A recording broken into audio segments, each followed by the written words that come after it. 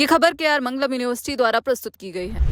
नमस्कार, मेरा नाम है शुभम गुप्ता और आप देखना शुरू कर चुके हैं दैनिक जागरण।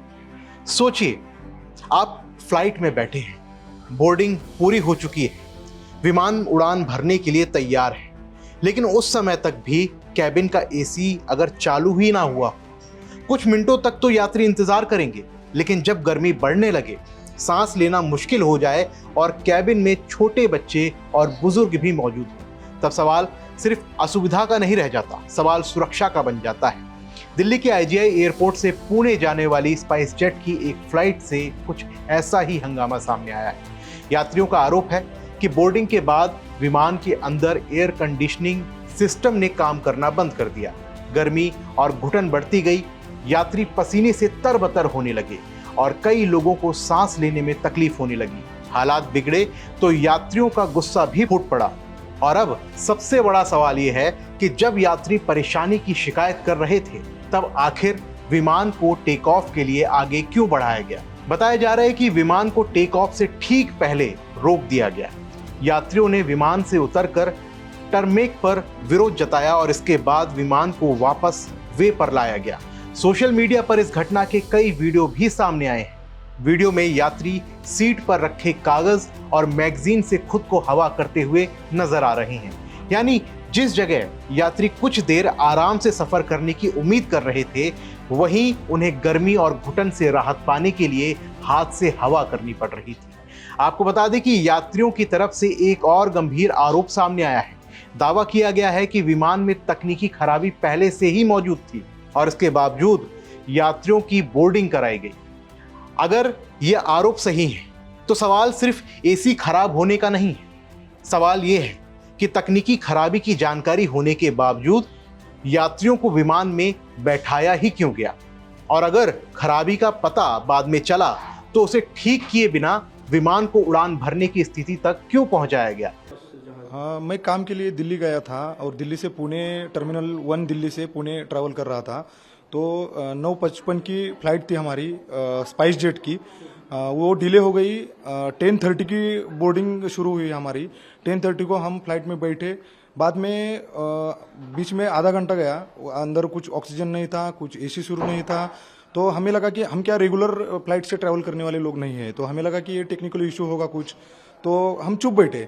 बाद में ऐसी सिचुएशन आई कि हमारे पूरे कपड़े गीले हो गए। सब पैसेंजर का ऐसा ही हुआ था, पूरा फ्लाइट भरा हुआ था, करीबन 150 से ज़्यादा लोग होंगे। और बाद में छोटे बच्चे जो थे, बहुत छोटे छोटे थे, 1 साल के, 8 महीने के, 6 महीने के बच्चे थे, वो रोने लगे बहुत ज़ोर से, क्योंकि उनको श्वास लेने में दिक्कत हो रही थी। और कुछ प्रेग्नेंट महिलाएं थी, उनकी भी वीडियो मैंने दिखाई, भेज दूंगा आपको। तो वो महिलाओं को आवाज भी नहीं देने आ रहा था, उनका आवाज भी बाहर नहीं आ रहा था। वो चिल्ला चिल्ला के वो निपचिप पड़ गई। फिर हम पैनिक हो गई कि अरे क्या हो रहा है। हमने वो क्रू मेंबर्स को पूछा कि हो क्या रहा है, हमें बताओ तो सही, क्योंकि सबको परेशानी हो रही है अभी। तो वो हमें ही चिल्लाने लगे कि चुप बैठो, आप ऐसा मिसबिहेव मत करो, ये हो गया कुछ। बहुत अग्रेसिवली हमें ही बात कर रहे थे वो। और फ्लाइट वैसे ही वो रनवे पे लेके गए। तो बाद में हमें बहुत टेंशन आया कि रनवे में फ्लाइट आया है, अभी तक ऑक्सीजन नहीं है, अंदर हवा नहीं है। तो हमने बोला कुछ तो करो, अभी बहुत पैनिक हुआ है और वो बेहोश हो रही है महिलाएं। तो उन्होंने बोला कि 2 मिनट रुको, हम कुछ शुरू करते हैं। उन्होंने ब्लोअर्स शुरू किए, तो ब्लोअर्स में से गर्म हवा आने लगी। तो अंदर ऐसा गैस चैम्बर जैसा सिचुएशन हुआ था, बहुत पैनिक हो गए लोग। तो फिर सबको चिल्ला के बोला कि वो ब्लोअर्स बंद करो, गर्म हवा तो कम से कम बंद हो जाएगी। बाद में वो बंद किया और उनको ही मालूम पड़ा कि कुछ तो टेक्निकल इशू है। बाद में वो फ्लाइट साइड में लेके गए।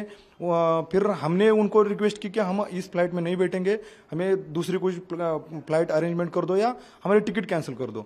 तो वो हमें बाद में वो भी मैनेजर कोई स्पाइस जेट का आया था, वो भी हमें डोमिनेंस करके बोल रहा था कि हमारी ऐसी पॉलिसी नहीं है, ये नहीं हो सकता, आप कुछ भी डिमांड करोगे, हम 20 मिनट में यही फ्लाइट को जो दिक्कत आई है वो दुरुस्त करेंगे और इसी में आपको जाना पड़ेगा। फिर हमने वहीं पे प्रोटेस्ट किया, ग्राउंड पे, वहीं पे सब लोग धरने पे बैठे। सब ने उनको रिक्वेस्ट की कि हमें दूसरा फ्लाइट दे दो, हमें डर है ये फ्लाइट में खराबी है। तो थोड़ी देर में उनकी टेक्निकल टीम आई, उन्होंने कुछ चेकअप किया वहाँ पे और उनके ही टीम ने उनको बोला कि इसमें इशू है, फ्लाइट नहीं फ्लाई हो सकती। तो इसका मतलब फ्लाइट में टेक्निकल इशू था, इसलिए वो फ्लाई नहीं कर पाए। और बाद में हमें अंदर लेके गए। ये 3-4 घंटे ड्रामा वहीं पे चल रहा था, ग्राउंड पे, एयरपोर्ट पे। बाद में हमें अंदर लेके गए और सुबह 5 बजे हमें दूसरी फ्लाइट अरेंज करके दी और सुबह 5 बजे हम वहाँ से निकले।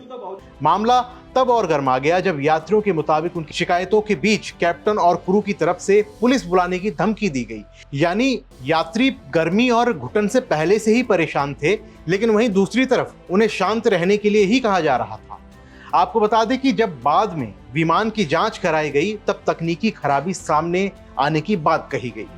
अब इस पूरी घटना में 2 अलग अलग सवाल हैं। पहला, क्या यात्रियों की परेशानी को समय रहते गंभीरता से लिया गया? और दूसरा, क्या तकनीकी रूप से खराब विमान को उड़ान भरने की अनुमति दी जानी चाहिए थी? क्योंकि विमान में एसी का बंद होना सिर्फ आराम का मामला नहीं है।